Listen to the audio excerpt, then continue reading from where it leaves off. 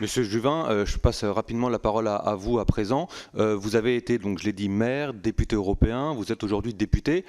Est-ce que vous diriez qu'un élu peut agir différemment avec ses différents mandats, mais que voilà, un député peut agir à son niveau, un maire peut agir à son niveau, un député européen peut agir à son niveau? Et quelle différence vous percevez? D'abord, la première manière d'agir, c'est de faire le bilan des expériences.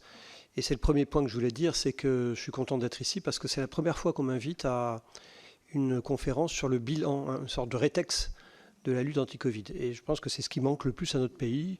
Il y a plein de bilans à faire. Il y a le bilan, évidemment, de la qualité de l'air. On aurait pu faire le bilan, je sais pas, du système de santé, de l'expression publique, du mode de gouvernance. Enfin, il y a 1000 choses qui ont été faites durant le Covid, des choses très bien, des choses peut-être moins bien. En tout cas, il faudrait l'étudier. Et ici, moi, je souligne que vous faites un bilan et c'est formidable. J'appelle les pouvoirs publics à faire ce bilan. Deuxième point, pourquoi c'est important? Parce que l'air, effectivement, au fond, on pourrait même pousser le débat jusqu'à dire si l'air avait été totalement purifié partout, dans les transports, dans les locaux, etc., peut-être qu'on aurait pu même ne pas confiner. Et en affirmant quelque chose aussi extrême, je suis conscient de pouvoir peut-être être un peu caricatural, mais peut-être pas tant. En tout cas, ça mériterait d'être étudié. Et compte tenu du coût social, économique du confinement, peut-être que là, il y avait un sujet important. Troisième point, votre journée, elle a aussi le mérite de souligner quelque chose de plus large, c'est le rôle des maladies infectieuses dans la genèse des maladies chroniques en général. Vous avez parlé du Covid long tout à l'heure, enfin on pourrait parler des cancers. Cancer, maladies infectieuses, ça existe évidemment. Démence, maladies infectieuses, on l'a vu avec le papier sur le zona récemment.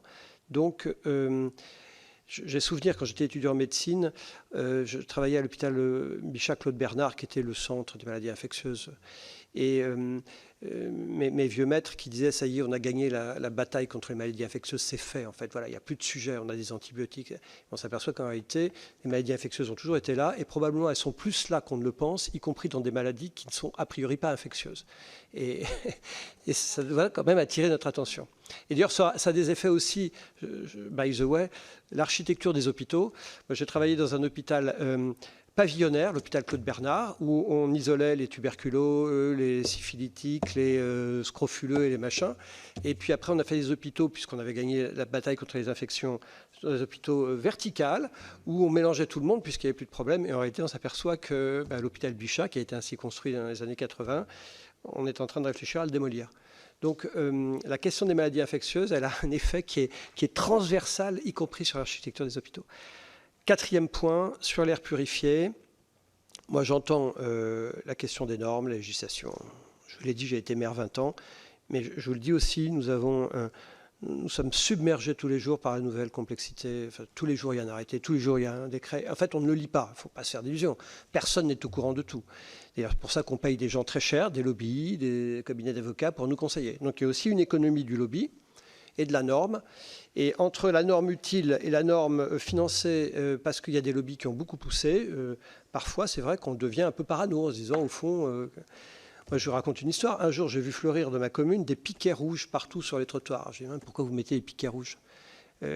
Parce qu'il y avait un gars, un jour, dans son bureau, sous pente d'un ministère, qui avait dit « Les bouches à incendie doivent avoir chacun un piquet rouge pour pouvoir les voir de loin, pour les pompiers le voir de loin. » 1 000 € par piquet, donc il y avait, je crois, 200 piquets dans ma commune, vous voyez la dépense. Donc nous devons aussi avoir en tête, nous les élus, la question de la norme et du choix de la norme. On ne pourra pas se payer toutes les normes. Tous les jours, il y a des normes. Moi, je voudrais qu'on dise quelles sont les normes indispensables. Et vous parlez de normes manifestement indispensables. Je pense que les normes sur les piquets rouges, on pourrait peut-être s'en passer, parce que de toute façon, il va falloir faire des choix. Or, ce débat, il n'est jamais sur la table. Parce que la question financière est évidemment absolument clé. Et donc, si on veut se payer les normes utiles, il faut faire le ménage des normes. Et il faut aussi dire la vérité aux Français. Et je terminerai par là. Il faut arrêter de leur faire croire que la lutte contre le réchauffement climatique, la purification de l'air, en fait, tout ça, c'est gratuit. Non. Il y a un moment où quelqu'un passe à la caisse. Et il se trouve que c'est eux. Sauf qu'on ne leur dit pas, on leur dit, vous inquiétez pas, c'est la commune, mais il y aura une subvention de la région. Oui, enfin, je ne sais pas d'où vient l'argent de la région, je pense qu'elle vient de la même poche, ou du département, ou de l'État. En fait, la question du coût de ce que nous faisons là, il est très important. Et c'est vrai, on nous dit qu'on a des bénéfices médico-économiques, évidemment, sauf que les temps sont évidemment différents. Et celui qui va bénéficier de l'avantage médico-économique n'est pas celui qui paye, puisque c'est peut-être la génération suivante. Non pas qu'il faille pas le faire, mais il faut le dire. Et enfin, je termine vraiment là-dessus. Il y a eu un débat tout à l'heure, quelqu'un a parlé de vaccination. C'est très intéressant. La vaccination, le refus de vaccination, c'est le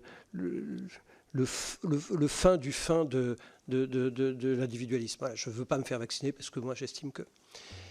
Et je pense qu'on ne peut pas à la fois dire je veux que la société m'offre de la purification de l'air et en même temps, moi, je refuse d'être vacciné. Vous voyez, Et donc, quand on est un soignant, on doit être vacciné. Quand on est un enseignant, on doit être vacciné, sauf à accepter que demain, parce qu'on ne croit pas à la vaccination quand on est soignant et enseignant, eh bien, on puisse engager à l'Agence spatiale européenne des gens qui pensent que la Terre est plate et que ça ne pose aucun problème à personne.